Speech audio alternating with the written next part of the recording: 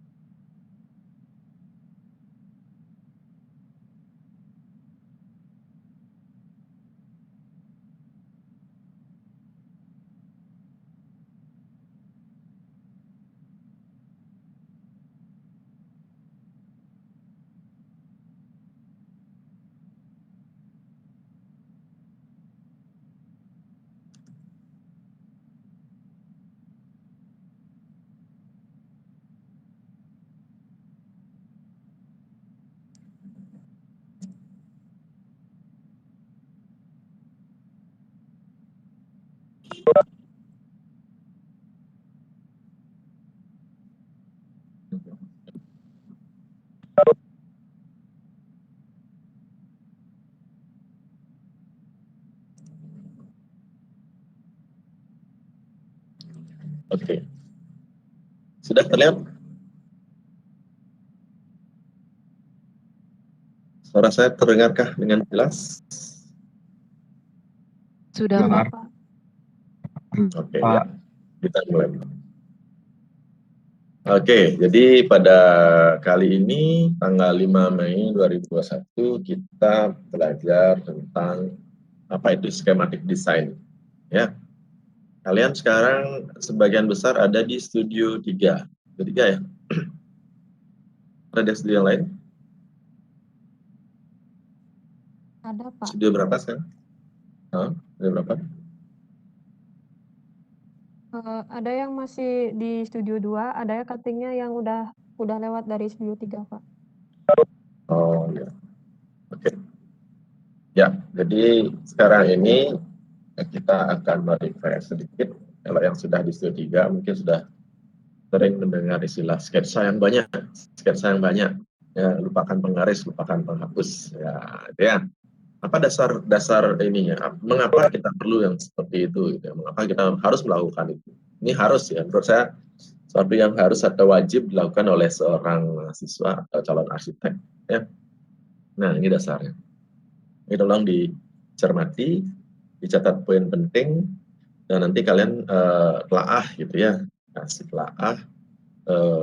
Kalau ada pertanyaan, kita tanyakan ya, kita diskusikan. Oke. Schematic design ini sering juga disebut dengan konsep perancangan. Ya, dulunya ini sering disebut dengan konsep perancangan tapak, konsep perancangan ruang dulu.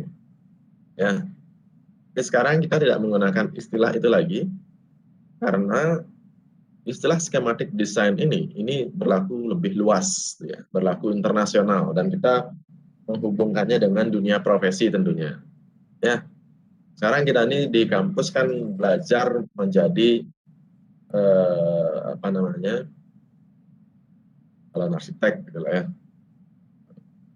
Jadi kalau misalnya kita mau belajar menjadi arsitek, ya belajar yang lebih ini lagi gitu kan,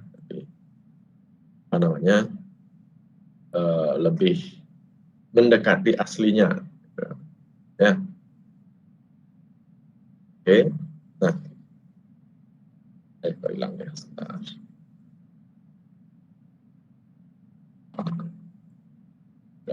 Ya, ini ya. Oke, ingat ya, ini proses semua kita rekam ya, dan ini jadi laporan di kampus ya. Jadi kalau dulunya kita mengenal istilah konsep, akan menjadi rancu karena banyak orang yang berasumsi bahwa konsep itu sendiri adalah kata-kata ya, yang sifatnya belum berupa desain. Ya, artinya masih kata-kata, gagasan-gagasan yang sifatnya umum ya. Dan sering saya melihat di dalam berpraktek itu sama mahasiswa bahkan sampai tugas akhir, yang dimaksud dengan konsep itu sering sekali berupa teori, lepas dari konteks artinya nggak bisa dipakai gitu, atau dipakai di mana saja bisa gitu, ya. Jadi itu kenapa kita kemudian menggunakan istilah yang lebih umum berlaku di Indonesia dan luar negeri ya, baik itu oleh IAI maupun UIA atau AIA itu menggunakan istilah schematic design untuk yang tanda petik dulunya kita anggap sebagai konsep perancangan. Artinya gagasan-gagasan rancangan itu sebelum nantinya gambar itu dibuat dalam bentuk gambar preliminary design. Ya. Nah, proses menyusunnya ini kita sebut dengan proses eksplorasi rancangan. Jadi proses proses eksplorasi, menggali gagasan, gitu ya, sedalam-dalamnya dengan pemikiran sematang-matangnya, gitu. Ya. Nah, disinilah kemudian tambah lama kalian akan tambah sadar bahwa berarsitektur itu atau menjadi arsitek itu bukan hal yang mudah, ya. Jadi sesuatu yang complicated, ya, agak rumit. Ya.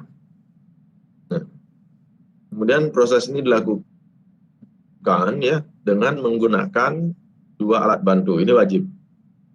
Ya, kenapa wajib? Karena kita melihat visi yang jauh lebih luas daripada sekedar hanya menghasilkan gambar yang bagus tapi tidak ada isinya. Ya.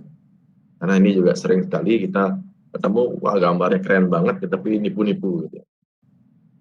Gambar bagus atau orangnya pintar ngomong, gitu. Ngomongnya pintar tapi isinya nggak ada. Gitu.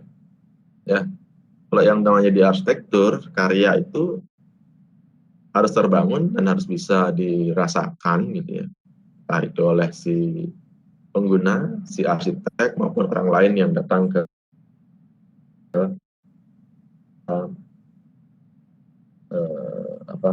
arsitektur itu. Jadi bukan hal yang sekedar kayak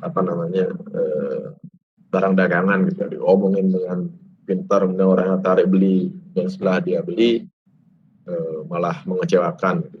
Nah, untuk itulah maka kita mengusulkan eksplorasi ini dilakukan dengan sketsa dan market studi. Kenapa? Sketsa ini akan memancing ide kreatif kalian, ide kreatif kita sebagai arsitek sebanyak-banyaknya bisa dalam waktu yang secepat-cepatnya. Ya, kalau ada arsitek yang malas membuat sketsa, berarti ada yang salah. Ya, karena bahasa kita adalah bahasa gambar.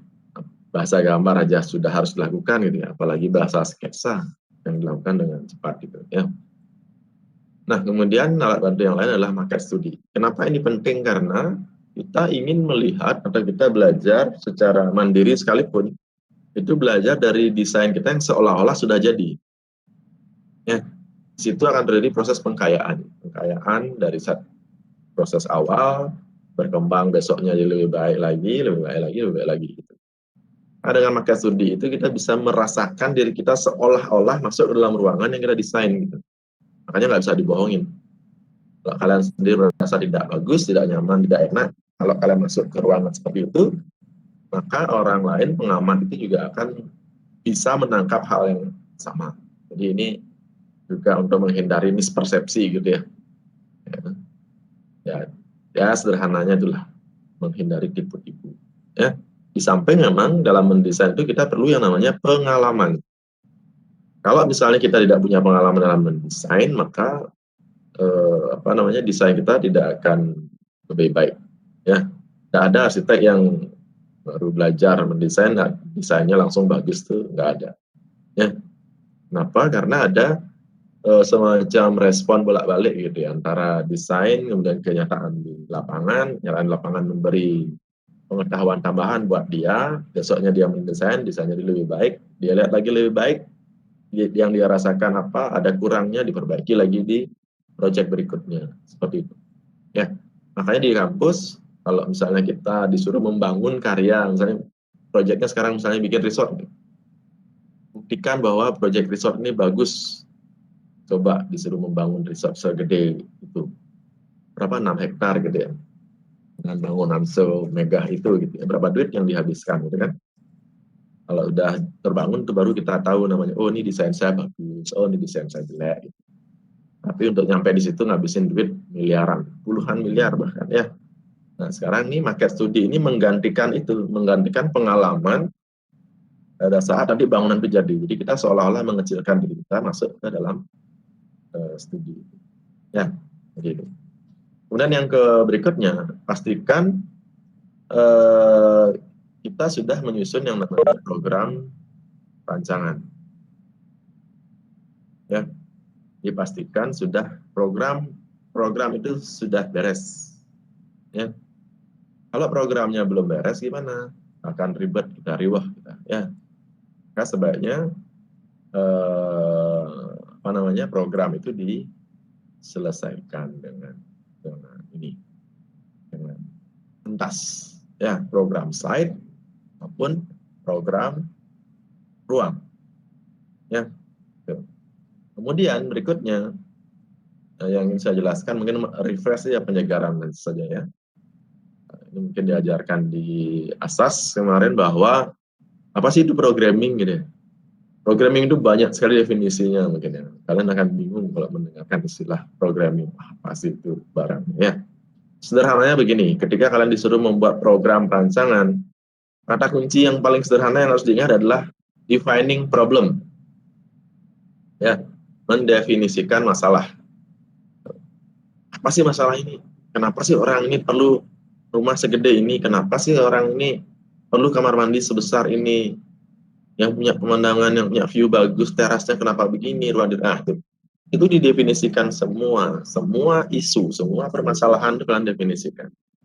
Isu-isu apa saja yang berkembang, nah silahkan buka lagi catatannya tentang asas-asas desain. Ya, mendefinisikan masalah. Semua masalah desain itu kalian harus diurusin oleh si arsitek, nggak bisa cuek. Ya, oh bangunannya ngadap ke timur nih, berhadapan langsung dengan matahari, ini kok bisa begini ya? Kenapa ya gitu? Oh di sisi baratnya full kena matahari, gimana ya? Itu harus diurusin, itu nggak boleh tidak. Ya.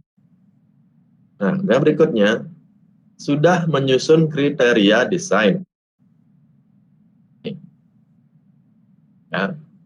Kalau kriteria desain belum beres, maka kalian akan agak ribet dalam membuat skematik desain.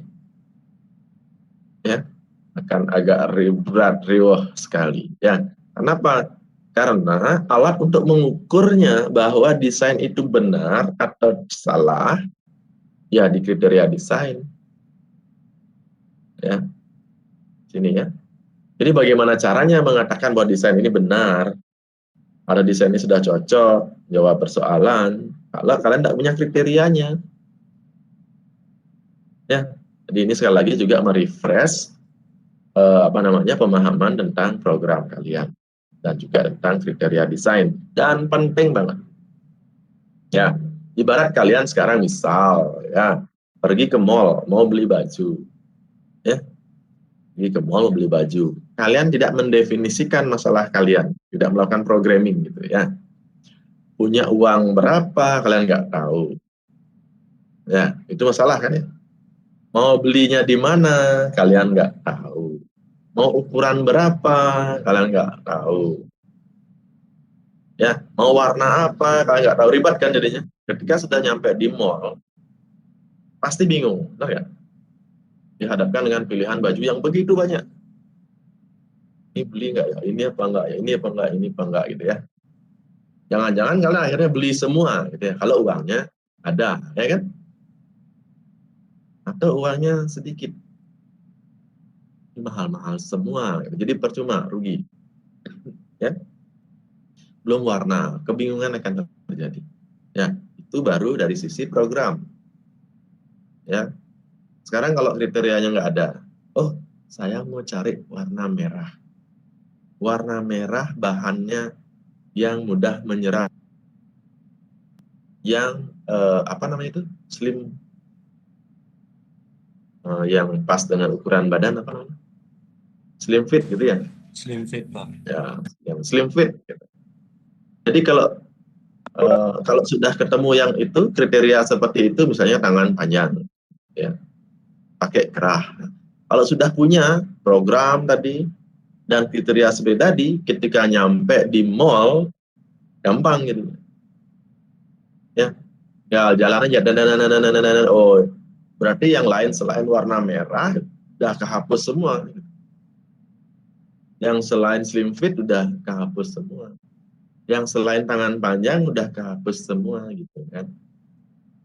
Ya, apalagi masalahnya misalnya tidak ada masalah harga, mau harga berapa aja saya beli gitu misalnya. Ya, tuh. Jadi ketemu mau harganya 100.000, 200, 500, 1 juta, 2 juta, 3 juta, 5 juta. Ketika kriteria sudah masuk, ketika kriterianya sudah pas, maka kalian akan ambil. Benar ya? Ya, sama di arsitektur dalam proses mendesain, apalagi sampai kepada pembuatan skematik desain ini, ya begitu ilustrasinya. Ya, jadi mudah-mudahan kalian bisa menangkap apa namanya ya, analogi yang seperti itu. Ya, makanya harus diberesin. Makanya harus beres yang namanya program dan kriteria. Ingat, program adalah merumuskan masalah. Ya, kriteria adalah merumuskan alat ukurnya. Ya, gitu. Alat ukur untuk apa? Alat ukur untuk mencapai tujuan. Ya, atau istilah keren dari kriteria adalah tujuan yang dikonkretkan. Ya, tujuan itu dibuat lebih konkret. Itulah yang disebut kriteria. Gimana caranya? Bagaimana cara mewujudkan tujuan? Itu ada di kriteria. Bagaimana cara mewujudkan kriteria? Maka kalian akan melahirkan yang namanya konsep. Ya. Bukan konsep perancangan seperti yang di atas, tapi konsep untuk mengaplikasikan kriteria. Silahkan cek materi tentang kriteria desain. Oke? Nah, tuh problem seeking. Architectural Programming Premier. Ya, menurut William Pena. Itu cari di buku itu. Ya. Kemudian menurut Donna Dweck, Architecture Programming Information Management for Design, itu pelajari di sana. Ya, oke. Saya lanjutkan. Nah, itu mengapa pentingnya kriteria dan apa sih dia sebenarnya, ya. Sekarang bahan bakunya. Bahan baku yang wajib disiapkan itu adalah karakteristik apa? Wajib. Nggak bisa kita membuat skematik desain kalau tapaknya nggak kalian pahami. Ya, misalnya nih, sebidang tanah luasnya 6 hektar gitu. Di bayangan kalian, kalau nggak punya pemahaman tentang site, bayangannya adalah, oh 6 hektar itu berapa? 600 kali 100 yang kali lebar. Ya, udah kalian buat desain sekarang. Tutup mata dengan apa? Besoknya kalian suruh ini mendesain sama arsitek sama ownernya. Yaudah, ini bagus nih, bagus, lanjutkan. Ya, udah sampai di pertengahan jalan, udah kalian bikin mock up gitu ya, apa namanya, maket final. Ya, ownernya baru sadar, loh, kok site-nya datar, padahal tanah saya itu miring. Ya kan, seperti site berkontur yang kalian bikin di Studio 3 misalnya. Berabe kan jadinya. Ya. Jadi untuk bisa membuat skematik desain yang tepat, harus paham tentang site-nya. Ya. Kemudian yang kedua, harus paham tentang rencana ruangnya. Itu harus. Ya, ruang apa saja yang ada, jadi program ruang. Ya. Sampai organisasi ruang. Harus. Ya. Kemudian yang ketiga, bahan bakunya adalah kriteria desain dan konsep. Ya. Dan jangan lupa, pada saat merumuskan kriteria desain dan konsep ini, kalian punya yang namanya pendekatan desain. Ya, ingat ya tentang pendekatan desain itu apa? Ya, kalau misalnya apa namanya kita mendesain sesuatu, kemudian si arsitek biasanya punya gagasan awal. Ya, buatkan saya rumah yang seperti apa? Pasti arsitek akan pernah seperti itu. Pokoknya rumahnya yang keren, kekinian. Ya. Nah, maka si arsitek akan berpikir, oh yang kekinian yang dimaksud apa ya? Apakah yang Bapak maksud itu adalah minimalis? Oh iya, ya, nah itu dia. Nah, itulah yang dijadikan pendekatan desain. Ini yang akan mengantarkan desain dari awal sampai akhir. Ya.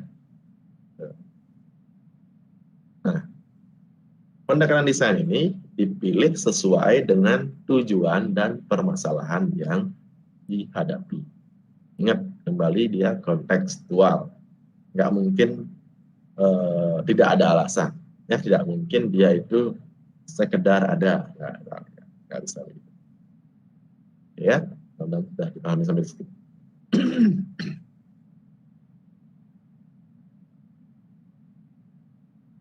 Proses. Ya. Set tujuannya, ingat kunci tujuan dulu di awal, saya mau beli baju warna merah, saya mau beli baju yang keren. Ya. Pastikan bahan-bahan yang tadi itu sudah siap. Lakukan sintesa. Ini prosesnya. Prosesnya dimulai. Ya.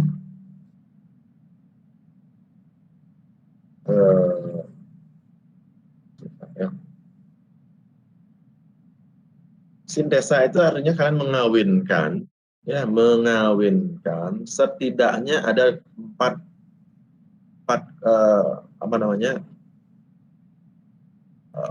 komponen atau lima komponen yang terlibat di saat yang sama. Ya. Jadi apa kelima komponen itu?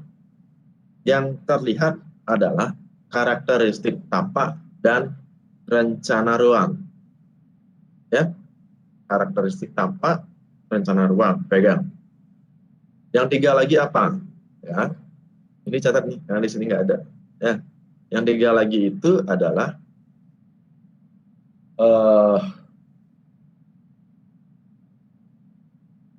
self identity dari si owner.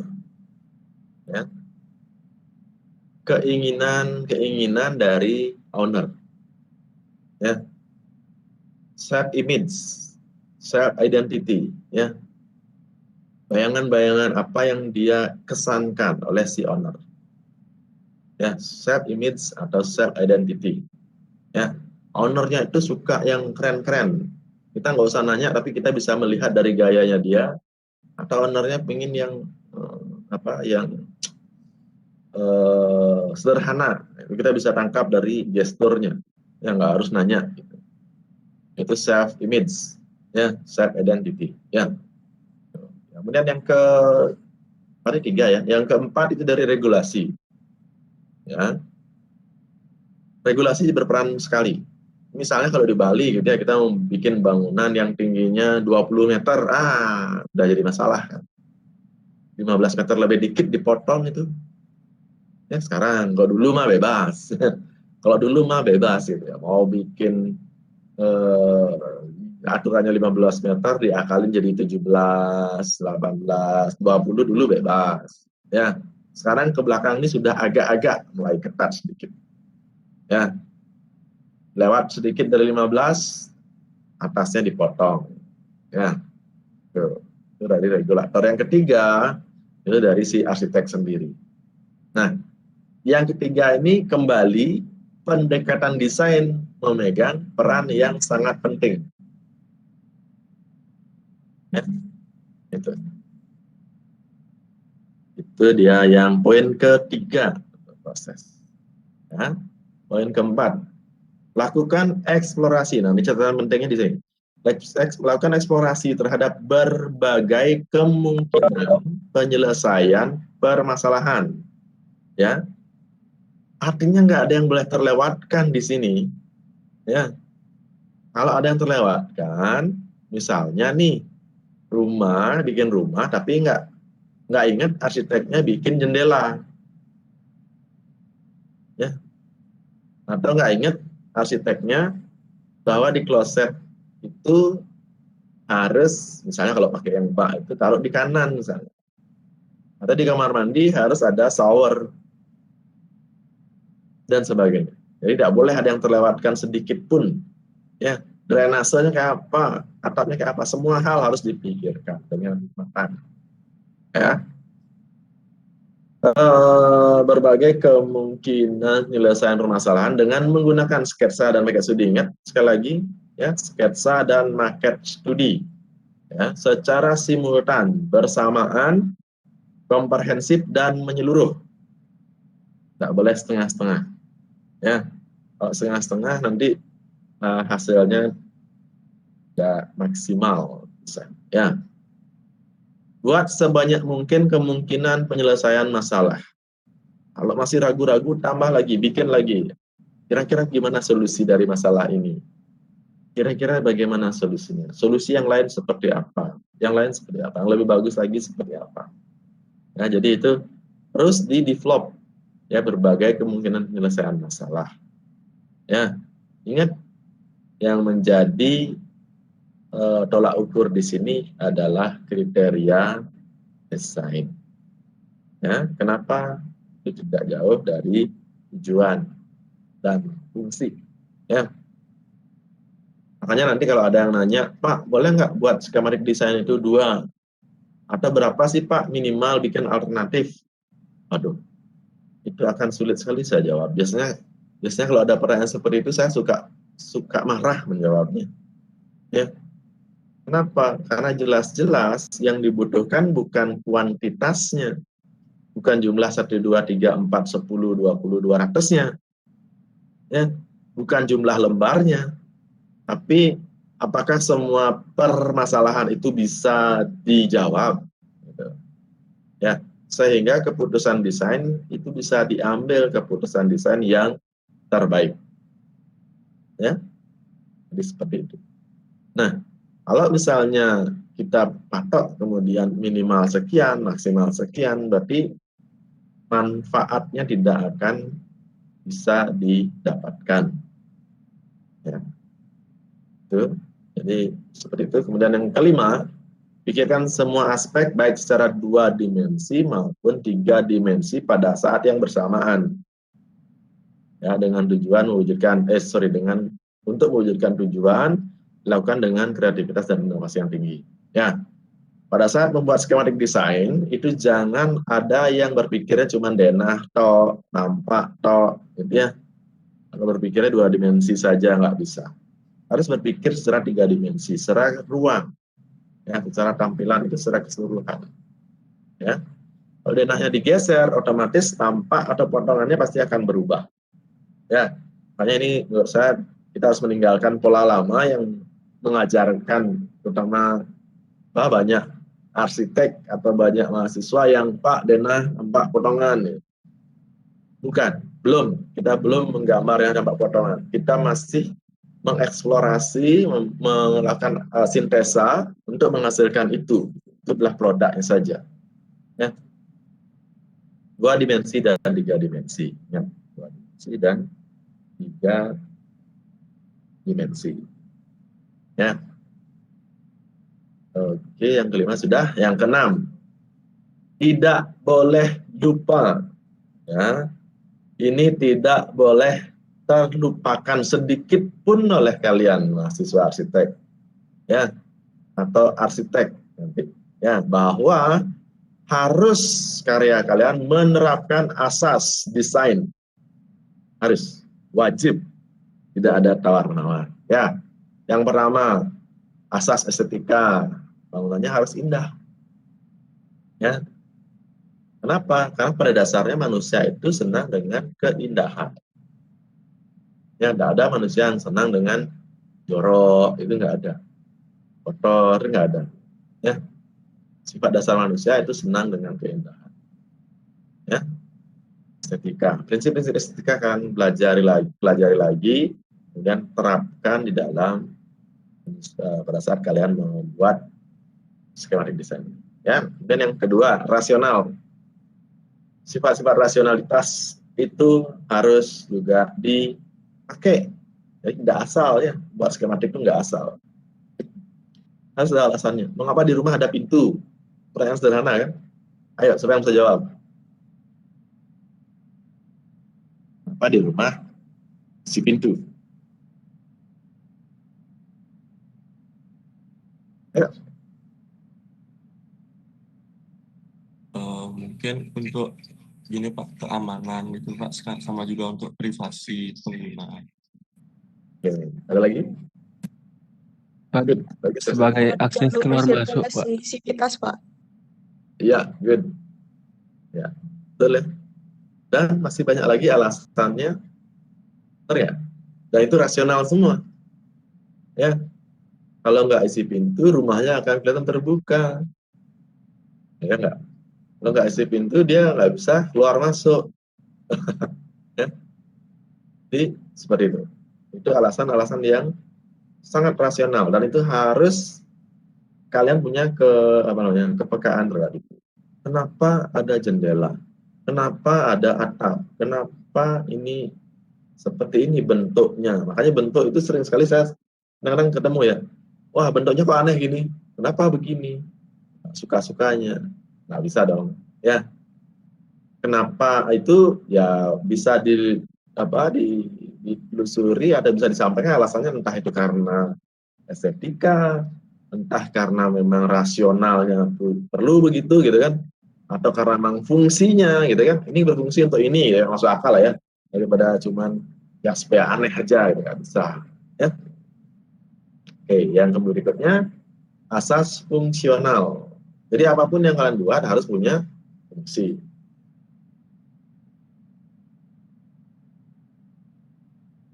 Ya, nggak boleh tidak berfungsi. Ya, akan aneh aja. Tiba-tiba kayak model, kalian pernah nggak dapat share atau di internet gitu nyari kejanggalan-kejanggalan atau keanehan-keanehan di karya arsitektur. Ya, saya nggak yakin itu benar ya, mungkin itu hoax gitu ya. Karena tangga tuh duk gitu ya. Tiba-tiba di atasnya itu tembok gitu kan. Jadi orang naik ke sana mau pergi kemana gitu kan pertanyaannya. Atau ada yang bikin bordes, tahu bordes tangga ya kan ya? Bordes tangga itu kalau mahasiswa menggambarkan kan begitu aja, apa namanya, kelihatan naik, ada bordes, ada naik lagi gitu kan. Nah di lapangan diterapkan tuh, tapi bukan sebelah menyebelah begini ternyata tangganya, tapi begini gitu kan. Jadi gimana gitu. Nah, fungsional dan rasional itu beda tipis tapi sangat penting ya. Kemudian yang berikutnya asas simbolis. Dalam setiap desain kalian mungkin saja akan ada titipan makna-makna tertentu. Ya, oh ini dibuat supaya mencerminkan bahwa ini suatu lembaga yang luar biasa hebat gitu. Ini dibuat seperti ini supaya mengundang orang untuk datang, welcome, sehingga banyak orang belanja, banyak orang datang. Rumah ini didesain supaya orang tahu bahwa orang ini adalah orang yang berada. Misalnya.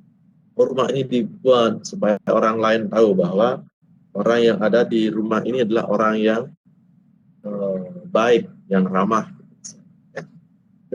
Simbol-simbol tertentu yang kalian masukkan, kalian titipkan di desain kalian. Baik secara ruang maupun secara tampilan. Ya. Kemudian yang berikutnya, poin E, ada asas psikologi. Jangan pernah lupa ini. Ya. Jangan sampai tidak menerapkan ini.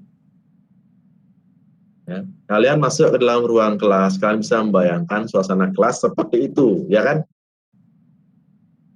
4, kalau bayangannya ya, ruang kuliah adalah ruang yang nyaman dan lega, hawanya sejuk, gitu kan, tenang, ngobrol dengan dosennya enak, kalau diskusi, ya, diskusi dengan teman yang lain enak, gitu kan, tidak terganggu oleh suara bising di luar, tidak terganggu oleh panasnya di luar, dan sebagainya. Semua mahasiswa aktif, gitu ya. Aktif belajar, nggak dipaksa-paksa belajar. Ya. Nah, kalau seperti itu yang harus kalian tampilkan, kira-kira desain ruang kalian seperti apa, kan itu. Tidak hanya sekedar bahwa ruang itu untuk duduk, berarti ada kursi, ada meja, ada papan tulis, selesai sudah, nggak, tidak sesederhana itu. Ya, desain itu tidak sesederhana itu. Psikologinya gimana? Ya, oke. Mudah-mudahan itu bisa merefresh sedikit saja, walaupun nanti materinya akan lebih banyak kalian dapatkan di asas. Tolong dibuka-buka lagi catatannya, yang itu. Tolong diselami sendiri, karena kalian sendiri adalah pemakai arsitektur. Ya, benar nggak?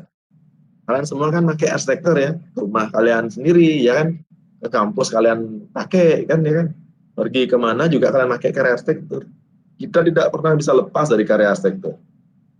Ya, saran saya untuk punya kepekaan tentang penerapan asas perancangan arsitektur, kalian coba meresapi ruang kalian, ya, menghayati ruang kalian. Di rumah ya dihayati, ruang tidur ya dihayati, ruang makan dihayati, semua ruang dihayati, toilet sekalipun dihayati. Ya, kok toiletnya kayak gini ya toilet saya menyenangkan sekali ya. Kok saya kepingin naruh rak buku ya di toilet saya. Why not? Ya, kenapa pas buang air besar kok buang-buang waktu ya? Ya, 5 menit, 10 menit, kenapa nggak sambil buang air main game gitu? Atau baca buku misalnya, atau dengerin musik misalnya, atau apa ya. Nah, itu yang kalian ini apa namanya, resapi di dapur sekalipun, ruang makan, di tangga, tempat ruang tidur, teras. Saya tamu masuk ke dalam rumah, ada juga orang yang tidak menerima tamu dalam rumah, nah, di teras saja, ada di ruang tersendiri misalnya. Bagaimana rasanya? Feel-nya bagaimana? Kalau di tempat kalian tidak ada, di teman kalian mungkin. Jalan-jalan ke sana, resapi ruang, sambil ngobrol gitu. Dirasakan ruang. Ya. Pergi kemanapun, ke kantor, ke kampus, kemana saja, resapi. Loh, kok kayak gini sih ruang kuliahnya? Coba kalau dibuat seperti ini, pasti lebih bagus. Coba aja kan buat. Pasti lebih bagus. Ya.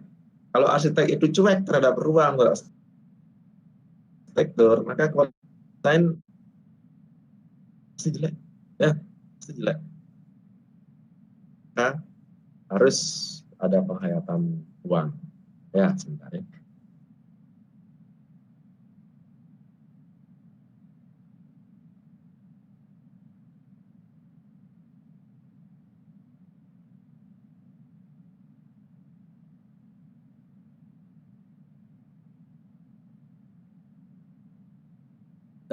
Bagaimana tadi?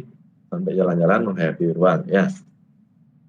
Tempat teman, ke mall, ke kafe, everywhere. Ya, jangan cuman apa selfie aja. Ya, nikmati ruang. Ya, oke. Oke, sudah sampai di asas, terapkan. Ya, nggak boleh ditawar-tawar. Kalau bisa dibuat yang lebih bagus, yang lebih estetis, lebih fungsional, lebih rasional, lebih punya makna yang kuat, ya, lebih nyaman. Kan paling sering tuh kita bilang membuat ruang yang aman dan nyaman. Gimana caranya gitu ya? Ya, tidak cukup hanya dengan bilang oh ini nyaman, ini nggak cukup. Ya, harus buat desainnya yang benar-benar keren, dan saya yakin kalian pasti bisa ya. Kriteria desain sebagai acuan evaluasi untuk memastikan tujuan bisa dicapai. Makanya kriteria desain itu ibaratnya dosen punya lembar evaluasi. Oh, Mas Wani sudah bikin angket studi belum? Oh sudah, kalau sudah dapat nilai 5, kualitasnya bagus apa tidak?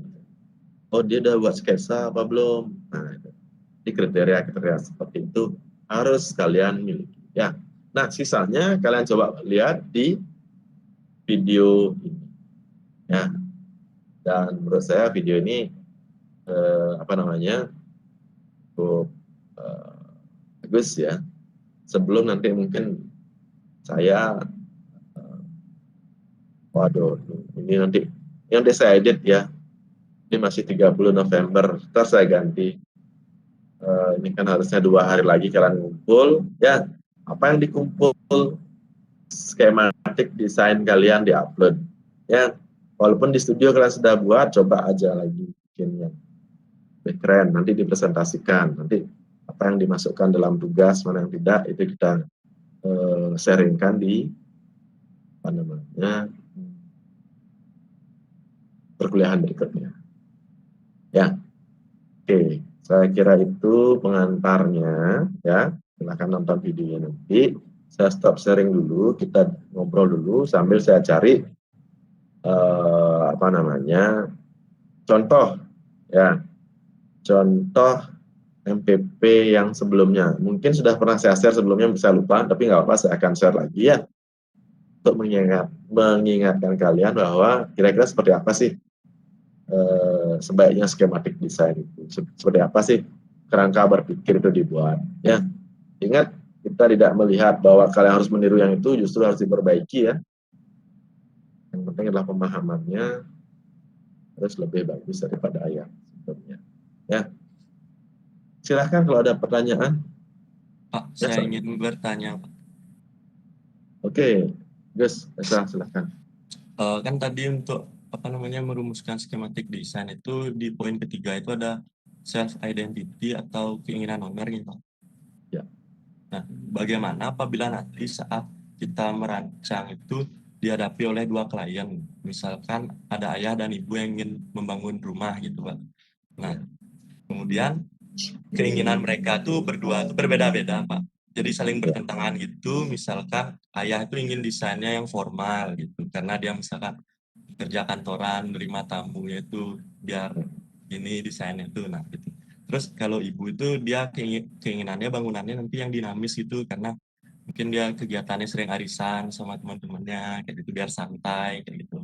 Nah, sebaiknya bagaimana untuk menghadapi permasalahan tersebut, Pak? Soalnya Ya.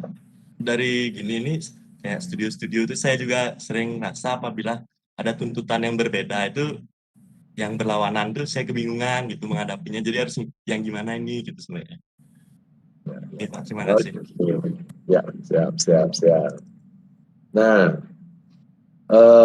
kalau yang seperti itu ya, itu dah perannya arsitek sebenarnya. Perbedaan keinginan itu dijadikan dasar untuk memilih pendekatan desain yang tepat. Itu kuncinya ternyata. Ya, sehingga itu masukkan masalah gitu loh. Itu dijadikan masalah, itu dijadikan isu. Ingat bahwa pendekatan desain adalah sudut pandang melihat masalah, ya kan? Kalau mereka perbedaan seperti itu, kira-kira nih pendekatan desain apa yang cocok itu dulu. Tapi harus dilakukan dengan cepat nih, karena nggak boleh dibiarkan dia berlarut-larut dalam proses mendesain gitu. Ya, itu kita terima di awal, seawal-awalnya. Kan nih datang nih si owner nih, datang ngobrol kan, ini bapak, saya maunya ini, bu, saya maunya ini. Kita harus cerdas di saat di awal itu secepat-cepatnya keputusan desain seperti apa yang bisa diambil. Misal, ya ini arsitek nih. Ketika terjadi yang seperti ini, harus terjadi negosiasi. Ya, pilihannya adalah memenangkan dua-duanya, mengalahkan dua-duanya, atau gimana? Nah, itu apa namanya yang nanti membantu mengkonkretkan dia, membuat dia lebih konkret adalah si arsitek. Ya. Nah, ketika kita ketemu sekarang dengan proses itu, bisa jadi kita mengawinkan dua-duanya di saat yang sama. Ya, nanti sehingga gini, sehingga mereka nggak sadar bahwa ini ternyata formal, bahwa ini ternyata relax. Wah, ini ternyata dinamis. Bisa nggak seperti itu? Oh, bisa banget. Sangat bisa. Ya, asas apa yang bisa dipakai untuk itu kemudian. estetika. Hampir semua bisa. Ya, semuanya dimainkan supaya terjadi perkawinan antara formalistik dan yang apa gitu ya, sehingga apa yang terjadi, desain yang elegan. Itu apa itu desain yang elegan, ya kan? Desain yang tidak menyerang salah satunya, ya, tapi punya keunggulan tersendiri, sehingga dua-duanya mengaku bahwa ini bagus gitu. Si bapak bilang, keren juga ya, formal tapi kok ada rasa lain gitu ya. PR-nya berarsitek gitu lah. Ya, kuncinya adalah memilih pendekatan yang tepat. Nah, pilihannya banyak kemudian sekarang yang bisa dilakukan oleh si arsitek. Ya, misalnya nih, kalau mau bermain dekonstruksi misalnya, kalau ada yang senang nih dengan mahir dia melakukan pendekatan dekonstruksi gitu ya. Jadi sumber masalah dua tadi selain masalah yang lain itu dijadikan awalan yang bagus oleh orang yang atau oleh arsitek yang pegang pendekatan dekonstruksi. Bisa? Oh, bisa banget. Bisa jadi bentuknya gimana? Oh, nggak usah dipikir, bentuknya adalah akibat gitu. Dekonstruksi itu begitu. Makanya orang sering bilang dekonstruksi bentuknya suka aneh-aneh. Yang penting aneh adalah dekonstruksi. Oh, belum tentu. Ya, ada prosesnya, ada ceritanya. Ya, itu akan menjadi sangat menarik sekali jika kita memang benar ketemu kasus yang seperti itu dan bisa dengan cepat menemukan klik dua-duanya. Pokoknya dipertemukan ya. Jangan kemudian dikalahkan satu-satu. Kalau saya secara pribadi ya, kalau saya sebagai arsitek, pendekatan yang saya pilih adalah pendekatan yang tidak mengalahkan salah satu di antaranya. Ya, atau tidak mengalahkan bahkan kedua-duanya. Kan kasihan ya. Justru kita membuat menang dua-duanya. Apakah dia di blended jadi satu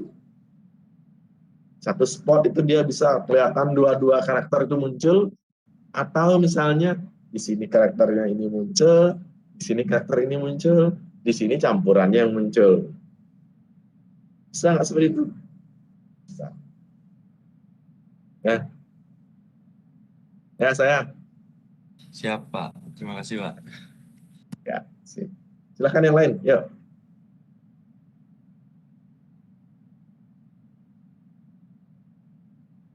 Mari silakan.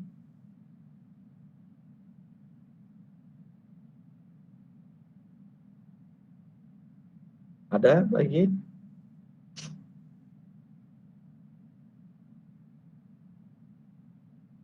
Contoh yang kemarin sebentar, mana tadi ya?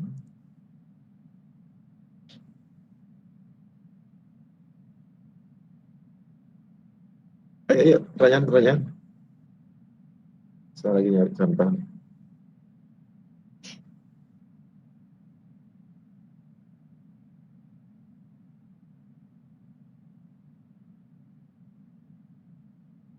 Ada.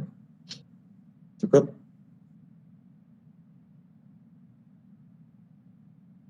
Lanjut ya.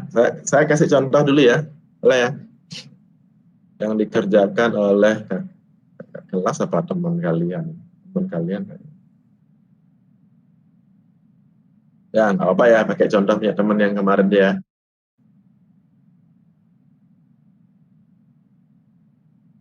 Sebentar sambil disiapkan pertanyaan. Ya.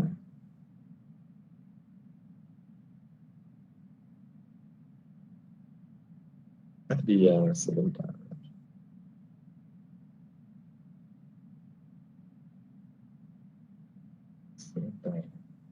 Sebentar.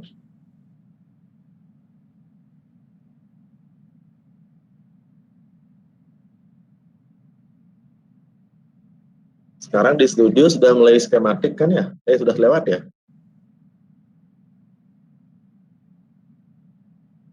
Ya, Pak. Sudah lewat kemarin. Ke Senin kemarin baru pengumpulannya. Sudah bagus makan studionya belum? sudah buat paket studinya maksud saya.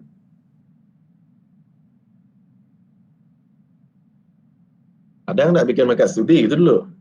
Kalau ada tak setip kalau harus bikin paket studi ya nggak boleh juga ya. Karena nanti kalau jadi arsitek yang hebat itu mereka pakai paket studi. Oke, ini saya sharekan dari teman kalian, kita ya. Satu aja cukup kayak contohnya. Ya. Kenal dengan kita kan? Apa sih ini? Ada kita Ambara, kenalnya? Ini yang Kenal, gampang. Ya, ini pas ketemu ini dia. Oke, ini proses desain untuk tugas kalian buat proses desain yang dijadikan rujukan dulu. Oke, kalau ini dia pakai yang siapa namanya si ini Esther ya. Nah, kemudian di berikutnya kalian akan membuat kerangka berpikir versi kalian. Tapi ini Ambara si kita tidak menunjukkan prosesnya karena di folder yang lain dia buat prosesnya. Ya, kita lihat sekarang. Dia membuat prosesnya sendiri. Ya. Ada sesi 1, 2, 3, 4 dan seterusnya. Ya. Silahkan seperti itu atau digabung langsung di sini. Oke. Nah, ini dia yang final aja yang dimasukkan ke sini sama dia. Kalau yang ini dia buatnya dari kiri ke kanan. Silahkan mau di kiri ke kanan boleh, dari atas ke bawah juga boleh. Tapi ingat, kalau dari kiri ke kanan, yang kiri adalah yang tahap pertama, tahap awal, semakin ke kanan adalah tahap berikutnya. Ya, jangan dibalik lagi, dah sampai di tengah-tengah, ke kiri lagi. Nah, itu menunjukkan urutan. Ya, atas ke bawah juga sama. Atas yang awal lebih awal, yang bawah yang lebih baru. Ada brief. Ingat, kenapa brief penting? Brief itu penting karena kita ingin tahu shared image dari si owner. Ya. Ini ada program harus sudah beres ya, program site ya. Program site nggak usah banyak-banyak, analisa kemudian karakteristik tapak dimasukkan di sini ya. Nah. Oke, kemudian program fungsional buat ya. Pesan ruang boleh dicantumkan, kemudian organisasi ruang buat ya. Ini apa nih? Oh, ini tentang pendekatan desain. Nah, karena ingat tuh diminta tuh tentang pendekatan desain di laporan ini ya. Pendekatan desain apa yang kalian pakai? Kalau ini dia kemarin makainya smart building. Ya, yang smart building dibuat. Apa itu smart building? Prinsip-prinsip desain smart building seperti apa? Dikasih sketsa-sketsa. Oke. Kemudian masuk ke kriteria desain. Ya, silahkan buat kriteria desainnya.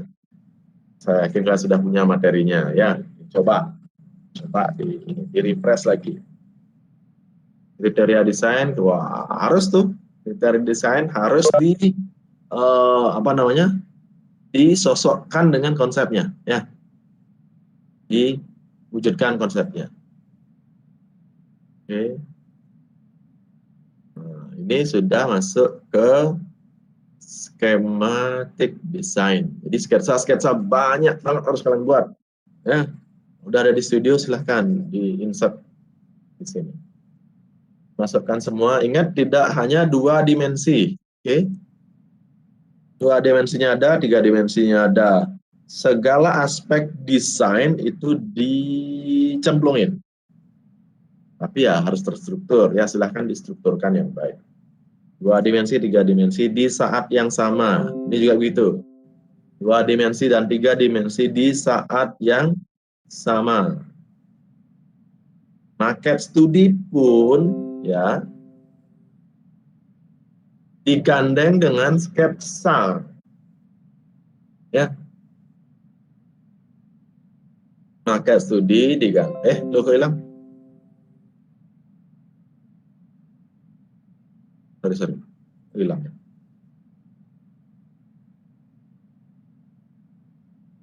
Market studi gandeng dengan sketsa juga.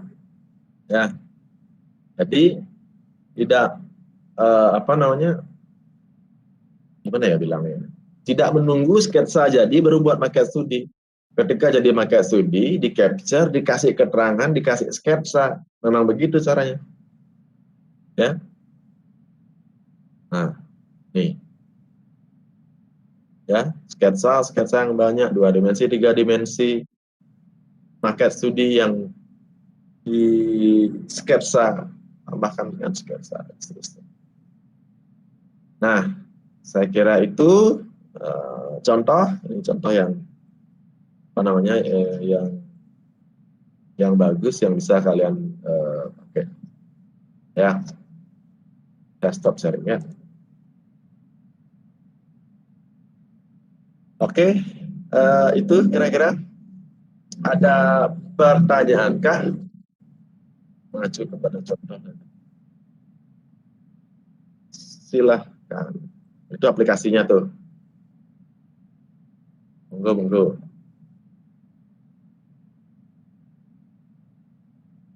Ada yang nanya? Ada pertanyaan? Silahkan. Sudah bikin yang seperti itu kah kalian? Sudah? Harus lebih bagus loh ya dari itu ya.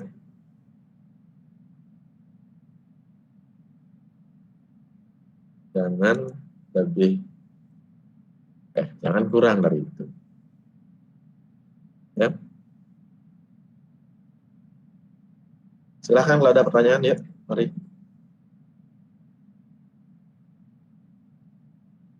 Nah, masih ada waktu lagi. Siapakah ini? Oh, Johan.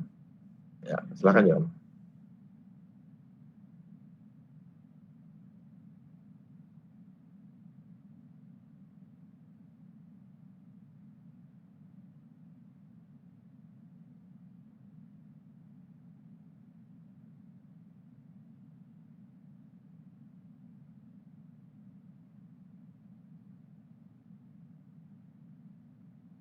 Oke. Kriteria desain itu temannya konsep. Ya. Kriteria desain itu harus sudah kontekstual. Ya. Jadi dibilangnya gimana? Terlalu umum gitu.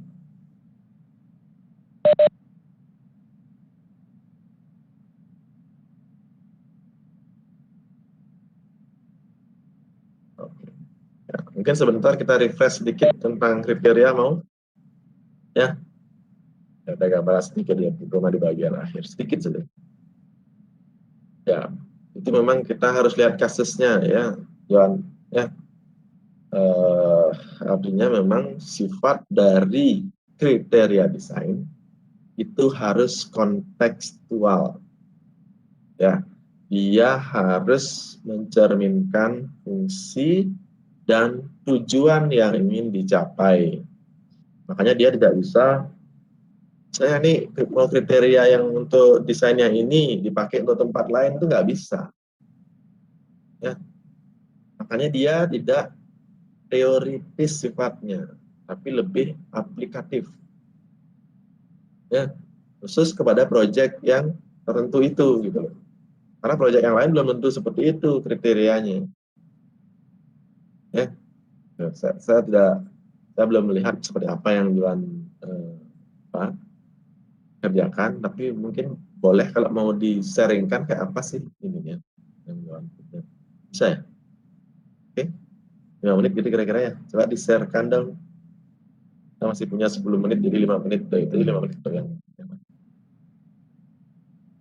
di-share ya.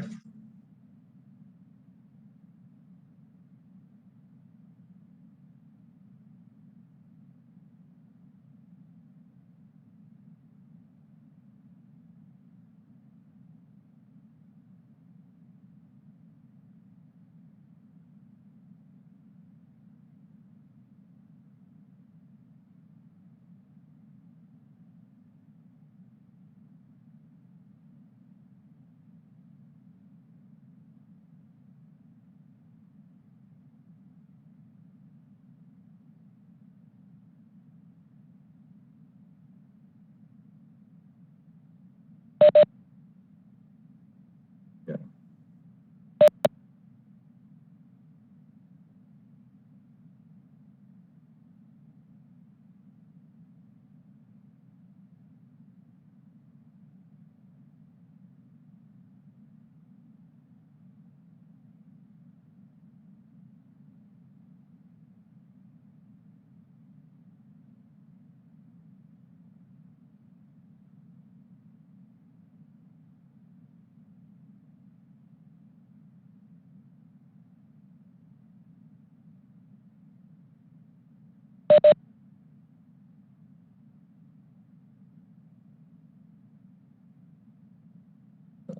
Ya, sudah.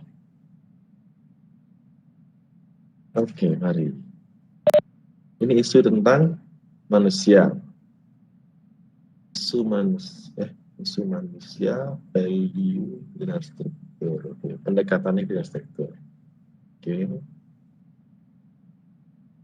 Fungsi kata definisi. Gue menciptakan bangunan resort hotel yang nyaman dengan menyediakan kebutuhan pengunjung agar bisa akses dengan nyaman serta dengan fasilitas dan privasi yang baik. Ya.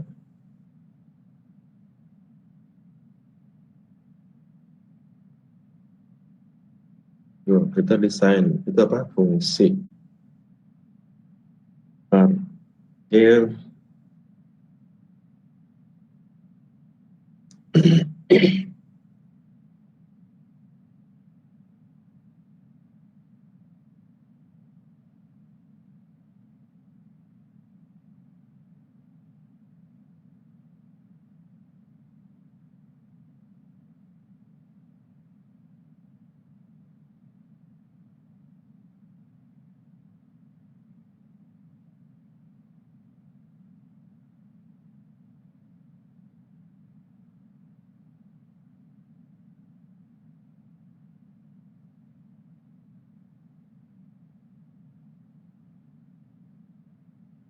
ya.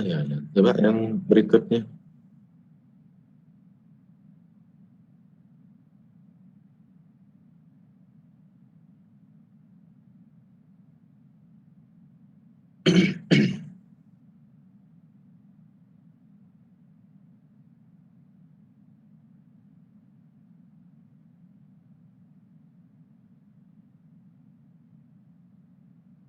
Oke.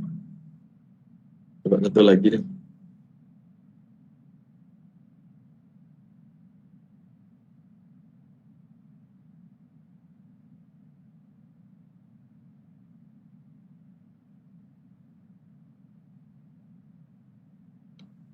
Ya, oke dah.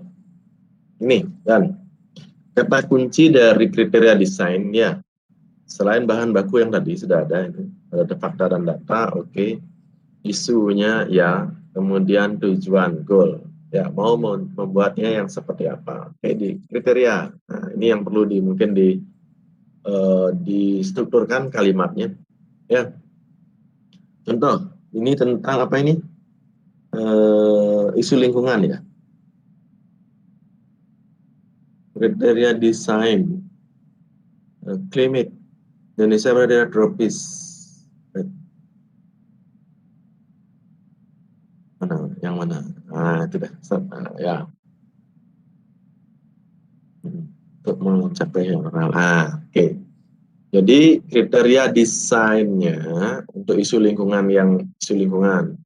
Sekarang kita ngomong kriterianya, fakta data sudah masuk, pendekatan sudah masuk. Pendekatan green itu harus dimunculkan juga. Apa tadi? Green ya? Pendekatannya. Nah, ketika pendekatan green itu muncul kan, kemudian kriteria desain satu, yang itu kriteria desain satu untuk isu satu. Arsitektur seharusnya merespon iklim, gitu dia kalimatnya. Kriteria satu.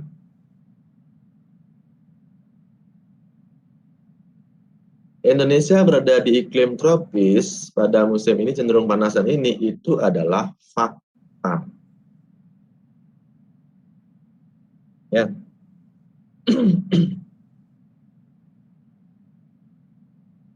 Itu. Jadi tidak dimasukkan ke dalam kriteria dia. Jadi kalau kriteria itu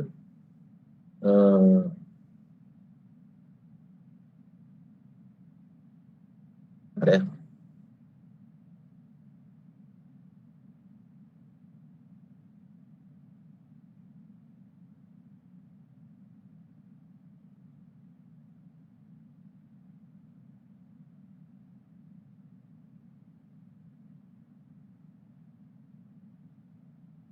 Paham ya?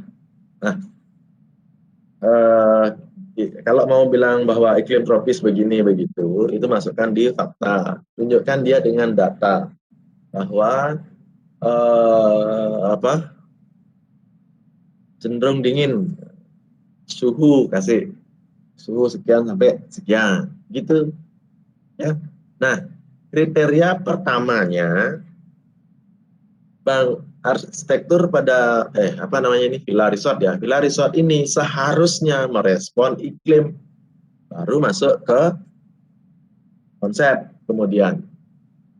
Ya, ingat ada kriteria, ada konsep. Kriterianya satu kalimat yang menjelaskan ekspresi tentang fungsi dan tujuan yang konkret. Dibuatlah konsep di bawahnya berupa gambar-gambar ini misalnya. Ya, contoh kriteria satunya tadi saya bilang misalnya resort ini seharusnya merespon iklim, itu misalnya. Ya, gambar yang terjadi adalah atapnya miring karena curah hujan tinggi. Kalau datar dia bocor. Sirkulasi udara, cross ventilasi. Apalagi yang lain yang berhubungan dengan si iklim itu yang namanya konsep kemudian itu loh. Ya. Oke. Iklim yang lain apa lagi?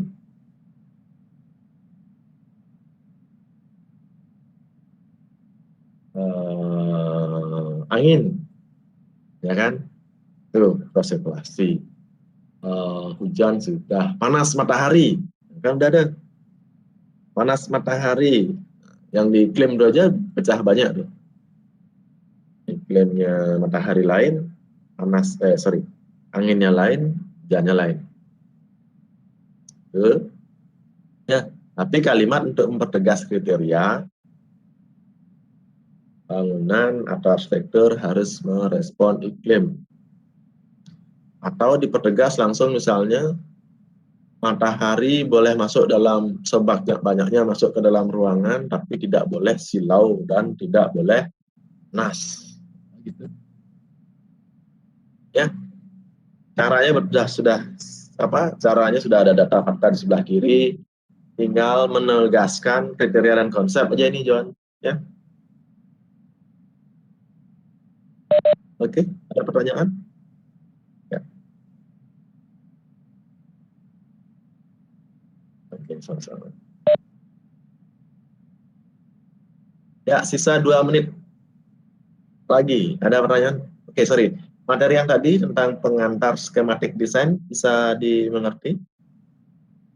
Ya. Kebutuhan-kebutuhan apa saja yang harus dipersiapkan? Mudah-mudahan sudah bisa. Dan contoh tadi seperti yang saya kasih lihat tugasnya si Gita, itu salah satu contoh yang yang bagus menurut saya yang bisa pakai. Johan, coba kamu ulang share, Johan. Saya ada kelupaan tadi, Johan.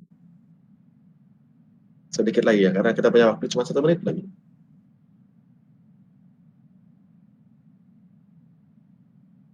Nah, kalau misalnya gini nih, ini yang ini. Kalau misalnya menjadikan dia rancu, ya kayak misalnya ini nih. Di sini kamu bicara tentang climate. Kemudian di sebelahnya bicara tentang waste and limbah. Ya, kalau saya mungkin ini dipisah aja. Ya, jadi yang kriteria tentang climate-nya yang diperbanyak lagi, itu menurut saya. Ya, supaya tidak terbatas kemudian kita mengelaborasi kriteria dan tidak membuat menjadi bingung karena dia bersebelahan dengan yang tidak satu konteks masalah Ya, saya jawabannya. Ya. Jadi untuk yang lain, saya kira ini juga bagus nih pelajaran yang bisa ditangkap dari tugasnya Johan ya. Oke, saya kira itu ya untuk hari ini ya. Waktunya sudah 10.10. Pertanyaan-pertanyaan lain silahkan kalian ini pelajari dulu ya. Kemudian minggu depan kita akan ada presentasi ya. Semua saya harapkan siap presentasi dari awal sampai kepada schematic design. Nggak usah panjang lebar, ininya poin-poin saja yang penting-penting. Sambil nanti kalian silahkan nanya gimana ketemu masalah. Mulai dari awal masalah ya. Mulai dari pendekatan, mulai dari kriteria kalau mau, mulai dari kerangka berpikir. Yang jelas fokus yang kita adalah pada kerangka pikir ya. Oke, saya kira itu. Selamat siang, sampai jumpa minggu depan ya.